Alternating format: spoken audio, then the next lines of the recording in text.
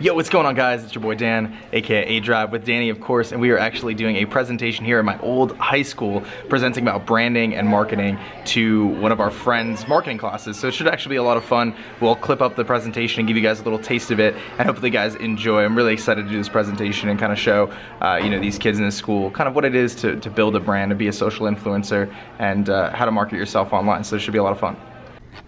This is my good friend, Ms. S, who we're here to do a presentation for. Say hi, Ms. S. Hi. Okay, guys, here's the deal. We have a presenter today. Phones down, attention up front. He's a lot more knowledgeable than I am, let's say that. Yo, what is going on, Diversifying High School? It's your boy Dan, aka aDrive, and that is my introduction that I do on every single one of my YouTube videos. Today I'm going to be telling you guys about how to build a brand, becoming a brand, a social influencer. If you guys don't know, I am a live streamer and YouTuber on the internet. I make video game content. I'll be telling you guys how I went through my journey, how I got to where I'm at, how I built a brand. A lot of this is going to be focused around how I built my brand, but a lot of these topics and core ideas can be applied to video game development, to pretty much anything when it comes to marketing and building a brand. We'll be talking a little bit about myself. So I actually came from Diversifying High School. I graduated here in 2009. I roamed these halls once upon a time. I graduated from Western Connecticut State University in 2013 with a Bachelor in Business Administration and Marketing. So I have a degree in marketing. That's what my background is. I was an analyst for the New York Stock Exchange. So I did some technical analysis there for a little while. I worked as a market research analyst for Ipsos ASI, another marketing research company, and I am the owner of aDrive Media LLC. So I have my own business now surrounding the content that I create online. So it started off as just a hobby that I was doing for fun, and I started making some money doing it, and now it's actually my own business. So I run a business, and I get to do that every single day on YouTube, Twitch, and I'm a social influencer on websites like Twitter as well. How did I end up doing this? Well, in 2009, pretty much my senior year, like you guys, I started making videos on the internet, doing Call of Duty videos actually. That was my specialty. I was watching a bunch of YouTubers that I really liked. I thought they were awesome. I was super engaged in watching these guys. And I was like, man, I can make those videos too. Let me try to make some videos. So I went out, spent a couple bucks, bought a capture card, and I started making Call of Duty videos and found a little bit of success doing that. But it really wasn't for me. I tried and I failed many, many times. Over the course of the last 7 years, I tried Call of Duty and I failed. And I came back to it and started making videos again, and it just didn't work out. And while I was trying to balance, you know, college life and the end of high school and friendships and whatever else, it just wasn't the right timing for me. So I went through the ups and downs of trying to create content as a creator online, and I had my ups and downs, like I said, but I found my niche in Pokemon. So Pokemon happened to be my specialty. That was my sweet spot. Call of Duty just didn't work out, but Pokemon was where I found my like I said, my niche, my sweet spot on the online community. So now we're going to get into the kind of the consistency and the branding aspect of things. We're going to talk about just kind of like a title sequence, an introduction. So for every one of my videos, I have an introduction, so we'll play it. So this is my introduction that I have on pretty much most of my videos. And the idea behind that is it's creating kind of memorability from people who watch my videos. So when someone watches an aDrive video or one of my videos, they'll see that introduction on pretty much every one of my videos, and that kind of initiates brand recall. So people are going to be able to recognize that over the course of many videos. Hopefully, you know, if someone sees my video, hopefully they subscribe the first time they see me, but that doesn't always happen, right? So I want them to know, hey, I saw that guy before, I remember that intro, so I have that cool music and I have the crazy flashing graphics and stuff. That's kind of a memorability thing. It reminds those viewers who have not followed yet or have not subscribed yet that hey, maybe I've seen this video before, and it makes your content more memorable. Plus, it's kind of a cool way to start off the video, and it helps me kind of transition right into that initial video. The big introduction here. This is one of the things that I'm most known for on YouTube and on Twitch, and a lot of people like to make memes about it, but that big yo that I gave when I first started this presentation, that's my introduction, right? That big yo, what is going on YouTube? It's your boy Dan, aka aDrive, and I have branded that on every single one of my videos, every single one of my live streams, and it's the way so people know, hey, that's an aDrive video. I remember that yo, and it's become something that's associated with my brand. It's about creating cues that allow people to associate some sort of an idea or some sort of topic or some sort of visual or audio cue with the brand that you're creating. So logos and branding, this is probably one of the most important pieces of this whole presentation here, and that's how you brand yourself in terms of a visual perspective, how people are going to view your brand. And you can see here that on all my social platforms, from my Twitter account to my Twitch, my YouTube, my Facebook, and Instagram, they're all branded with the same imaging. And you can imagine that that's incredibly important because I want my people who are finding me to associate my different accounts together. They'll see my Instagram and they'll see the branding there, the image of what I use is the bug catcher from Pokemon. Kind of stylized to look a little bit like me. So they'll look at that and they'll notice it across the different brands. So it makes it so if you find my Instagram or you find my YouTube and you find my Twitter, you'll connect those images together and you'll find that big brands do this all the time. It's incredibly important to have that consistent messaging across the board throughout your different platforms that you're using. It's also important to use artwork that's going to stand out and be relevant to the brand that you're focusing around. So for me, I focus mostly on Pokemon content, like I said before. So it's really, really important for me to have branding that kind of reflects that. I want everything that I'm using visually to have some sort of resemblance to Pokemon or that cartoonish vibe because that's the content I'm creating. You know, if I was doing Call of Duty, then my artwork would not look like that at all. It'd be probably more focused around a soldier or something like that that would kind of say, hey, this is kind of the content I focus on. And ultimately, it's really important to stay current with and update your branding with trends. So if you guys know, Pokemon Sun and Moon was the most recent main series release for Pokemon, which came out in about November. And when that came out, I ended up hiring a designer to do an entire graphic overhaul. I basically redid all the graphics on all the social platforms that I use to be consistent with Pokemon Sun and Moon's branding. So you can actually see here, there's a little moon right there and a little sun over there, and that's one of the new Pokemon from Pokemon Sun and Moon. So I really wanted to integrate all those elements into my art, so that way when people see the channel, maybe you might not notice that right away, but you're gonna ultimately, if you look at it long enough, notice the sun and the moon in the corner and realize, okay, you make the connection to Pokemon Sun and Moon, which is the newest game in the franchise. So it kind of fit with what I was trying to do, and it's always important as a brand to be keeping relevant and keeping yourself updated to whatever trends you're doing. Let's talk a little bit about social media. So, I'm sure you guys are all on social media. Everyone here has a MySpace, right? No? Okay. Maybe a Facebook, right? So you got Twitter, YouTube, Instagram, Facebook, Twitch, as I mentioned. But it's really important to establish what platforms you think your audience is on and ensure that you're on them as well, because social media is the way you're engaging with your audience. That's the biggest difference between old school media, TV, and new school media, which is what I do, is I have an opportunity to communicate directly to those people who are engaging in my content. It's super important to be utilizing these networks and utilizing these platforms as more than just, hey, I just had lunch today, check it out. Like, no, you want to use your social platforms to engage with your audience for number one, and also promote yourself, promote new products, promote the new maps or DLC or whatever you may be bringing out. I'm on social media all day. I'm always checking my Twitter, always responding to my fans, always engaging with comments on YouTube, and obviously when I live stream, I'm interacting on a one-to-one basis there. Giveaways and contests are kind of one of those things that you kind of have to tread lightly with these, but it's a way that you can kind of grow your brand really easily. A lot of people do this, is they'll do a giveaway and they'll say, hey, I'm doing a Nintendo Switch giveaway if you follow me on Twitter. And that is an awesome way to engage with a new audience because people love free stuff. I mean, how many times have you retweeted some Twitter just because they're saying they're giving away something? If you retweet it and you might have that small tiny chance of winning, a lot of people are going to do it, especially when the cost to do it is zero. If it's free to do it, why not? So people love giveaways, and it's a great way to get yourself in front of a new audience. But I always want to urge you guys, caution with doing giveaways. You do not want to rely on growing your brand based off of giveaways, because what will happen is people are going to be there for the giveaway, and as soon as you pull those giveaways away, you're going to lose a very, very large percentage of that audience that you built just by giveaways. I've done a few myself. I did a giveaway for Pokemon Sun and Moon. I did a couple where you could retweet, you follow, retweet, add, you know, this hashtag to your Twitter name to have an opportunity to win, and it became a pretty successful campaign, but I didn't kind of use that as a crutch. I just used it as a way to kind of add some extra hype to what I was doing, and it definitely was worth it. I had a really successful campaign with this 151, which is a thing I did when Pokemon Sun and Moon came out. I did a 151-hour live stream with 2 of my friends non-stop, and we ended up having over 1 million views total within that week. So it was a pretty big campaign. It all started with some giveaways that I did on Twitter, YouTube, and a couple other social platforms. It's really important to build a brand within a brand, especially when you're an influencer like myself. And you can see I'm wearing my St. Louis Rampardos t-shirt. We're rocking the St. Louis Rampardos, which is a Pokemon, and I base it off of the St. Louis Rams, the football team. I've also done that with the New York Mets, my favorite baseball team, the New York Metapods, and then I did another brand called the Minnesota Vikavolt, based around the Timberwolves and the Vikings logo. So kind of taking some of those Pokemon, which are relevant to what I'm doing every single day, and adding them into an additional brand. And that just creates another way for people to find my content, rather than just being lost in the sea of people posting Pokemon battles, because believe it or not, there's thousands of people doing that. And any big company, the only way they're gonna grow, eventually you'll hit a peak. The way you grow is by either acquiring another company or by diversifying the content you create. You may be surprised to know that like Pepsi-Cola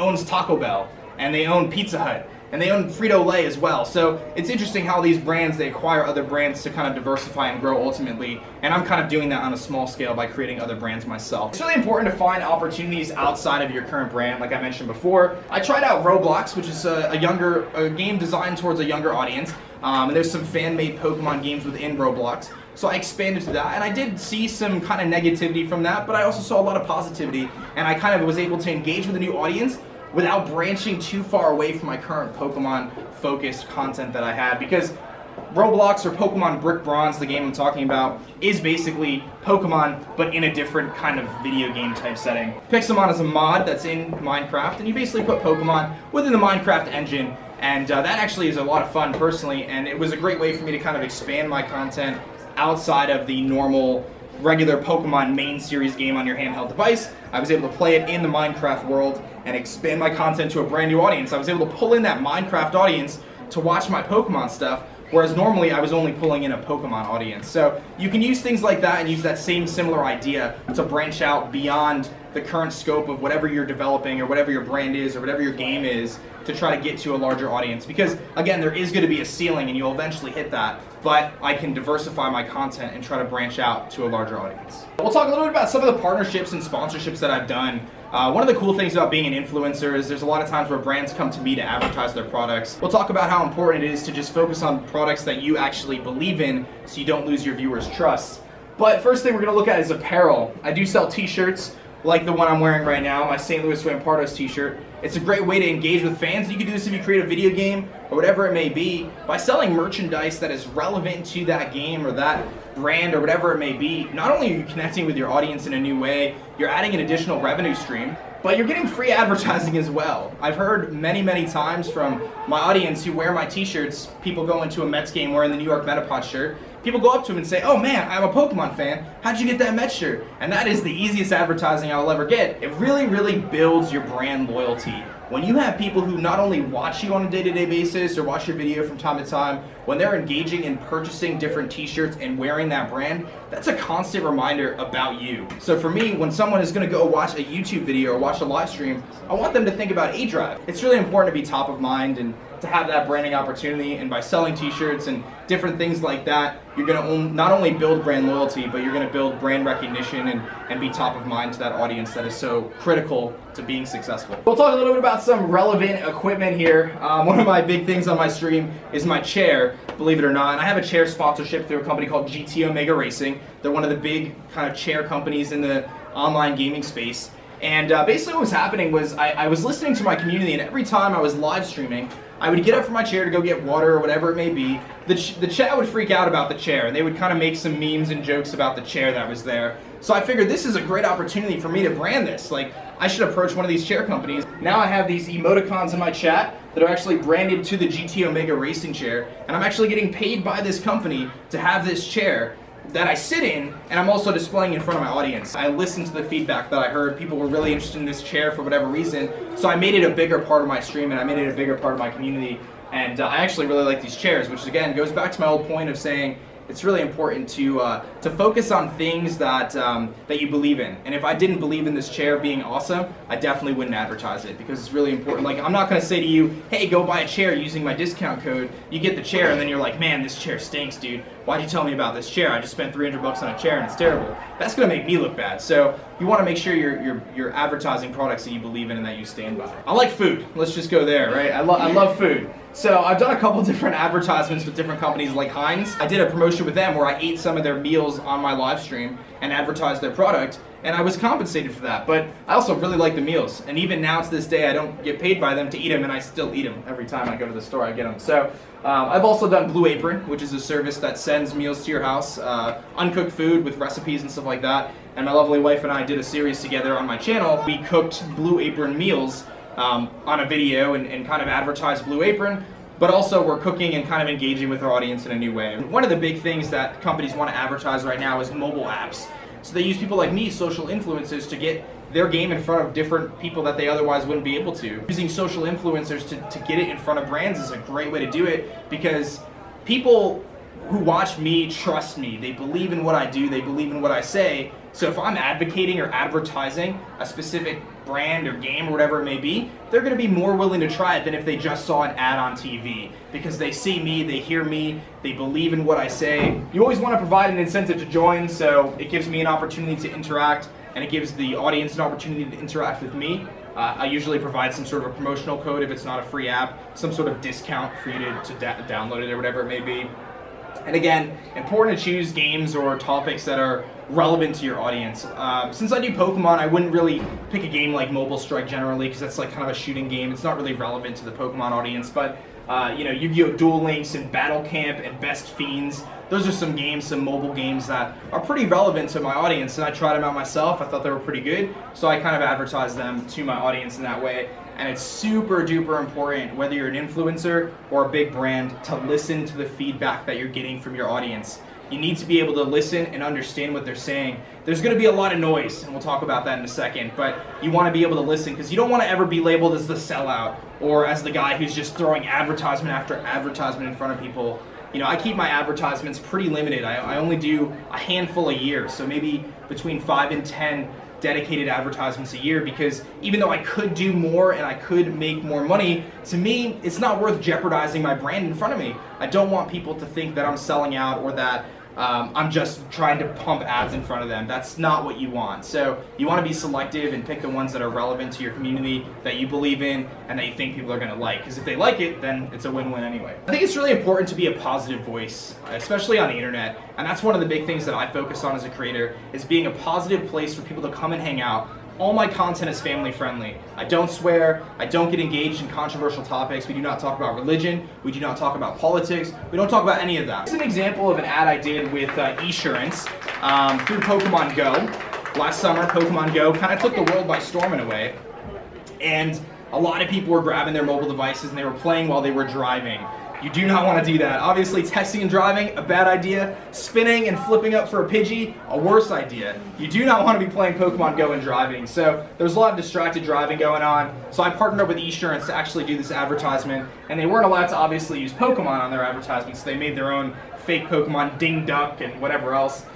So I did a don't catch and drive campaign, and to me this was a way for me to not only be super relevant to my core audience of Pokemon fans, but also communicate a really positive message. And this is probably the partnership I'm like most proud of doing, just because I think it was like perfect timing with so many people like playing the game and driving, and just really bad ideas. So this is a way to kind of link my brand and my social influence to a really good cause. So let's talk a little bit about maintenance, connecting with your community. This is what it's all about. It is all about the community. Without the community, I don't exist.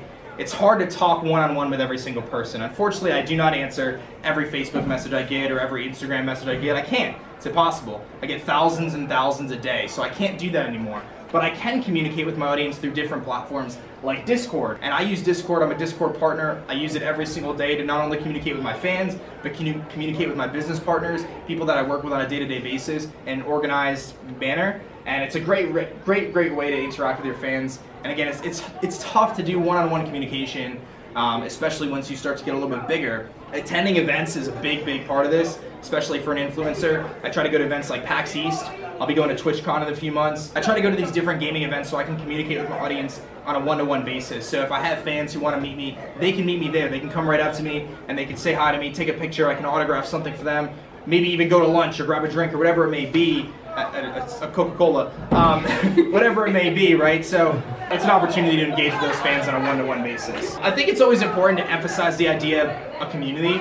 I think people really grasp onto the idea of being part of something bigger than themselves. So I've always kind of stressed that what I do is a community setting. We have the aDrive Army community, which is kind of consistent of the thousands of people who support what I do, but so many of them have become friends and even relationships have developed through people meeting from my community. So there's a handful of people who are in my close circle that are dating now and whatever, who are in relationships or even just become friends. And I think being a part of something bigger is super important. So when you build a brand or when you build a social platform or you build a game or whatever, it's super important to think about the community first. because that's really the core of what you're doing. The game can be you could develop a game and it can be the greatest game ever, but if you don't have a community and you don't have people who are supporting it, it doesn't really matter at the end of the day. And I think it's always important to listen. You want to listen to your audience. Again, I'll talk about it in a minute here, but there's going to be a lot of noise. You're going to hear a lot of negativity and people giving feedback that may not be warranted or whatever it may be, but it's important to always listen. The internet provides an opportunity for us to have a two-way street, which means I can communicate to you and you can communicate back to me. That's the big difference that separates this from old age media like TV or radio. So you want to make that one of your core focuses and always listen and always communicate with your audience. I think that's one of the most important things that you can do. I think it's good to give back as well. When you have an opportunity where you're in front of thousands and thousands of people, it's important, in my opinion anyway, to leverage that audience to do some good as well. You know, like I said, I try to advocate for positivity in a community and give people an opportunity to see what I do and feel like they're a part of something bigger, which they are, but it's also good to give back and do some charity stuff and you know, kind of with that. So I've done some charities like Doctors Without Borders, which was kind of through Twitch as well. So it's kind of Twitch and teamed up with different partners to do a charity drive where we raised a lot of money for a really good cause. And just a couple weekends ago, I actually did a charity for Stack Up, which is a military charity that supports active military personnel and veterans, getting them to gaming events and sending them different care packages of video game stuff, things like that. We raised over $5 grand in 3 hours of doing that donation fundraiser. It not only made my community really excited about it, they rallied around it, but it made me feel really good about what I was doing too. Now, in anything, there's challenges. There's gonna be ups and downs, there's gonna be bumps in the road, you're gonna deal with all sorts of stuff, and got a nice little troll picture here, and that's what I picture when people say mean things to me on the internet. I'm pretty sure they all look just like that, but there's always gonna be trolls. There's always gonna be negativity. I can tell you guys, I stream in front of a lot of people every day, and there's always gonna be at least, I don't know, 20 people who have to say something negative, whether I look ugly or I'm fat or I'm bad at the game or I'm stupid or no one likes what I'm doing or whatever it may be. But eventually you just kind of learn to tune it out. There's always going to be trolls, no matter what you do. You're going to just have to deal with it. That's the way kind of the internet is.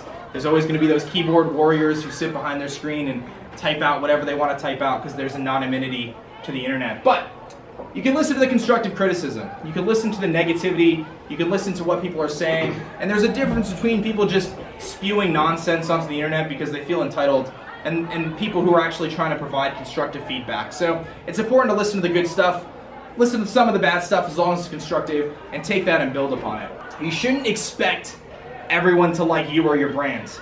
If I went on the internet every day and expected every single person to like my Pokemon videos, I'd be a lost cause. That doesn't make any sense. Not everyone likes Pokemon. Not everyone likes me. So you can't really expect that. Don't take it personal. Seriously. Like I said, I have gotten all sorts of hate messages and hate mail, and I've had stalkers and all sorts of crazy stuff. People would pester me through different platforms, just realize that they're attacking the brand, they're attacking the online thing. They don't know me. They don't really know me. So how can they say all these mean things? So eventually you kind of develop a skin to it, and it doesn't really bother you anymore after a little bit of time doing it. So we got some failures here. Call of Duty didn't really take off, but Pokemon did. It's important to find your niche. It's really important to find kind of what your sweet spot is. If you fail a few times, don't be upset about that. Just use that as motivation to work forward and move forward to do something bigger and better. For me, YouTube and Twitch are cyclical. They have peaks and valleys throughout the year. So YouTube is really good in the summertime, and so is Twitch. But around, you know, finals time, no one watches me because people are busy with finals. So I just have to understand that. And you never want to compare your success to someone else. It's really important to kind of be aware of other people in the space you're in and see what they're doing. But you don't want to compare yourself because everyone's journey is going to be different.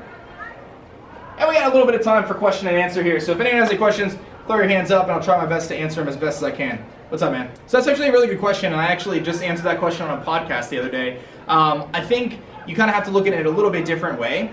I don't think there's ever been someone who didn't want to watch me because I didn't swear. But there are going to be people who won't watch you because you swear. And I think that's kind of the way to look at it. So for me, my suggestion is be yourself, but I would always err on the side of being more family friendly, especially with kind of the current situation with YouTube and different advertisers wanting their ads to be relevant and kind of in front of brands that they think are appropriate for their audience. I always would recommend to stay on the side of family friendly, but at the end of the day, you want to be yourself, so don't try to be someone you're not. There's a lot of answers to that. Unfortunately, there's no easy 10-step guide to go from 0 to 1 million subscribers. Every time you make a video, don't be afraid to watch it back and ask yourself, would I watch this video?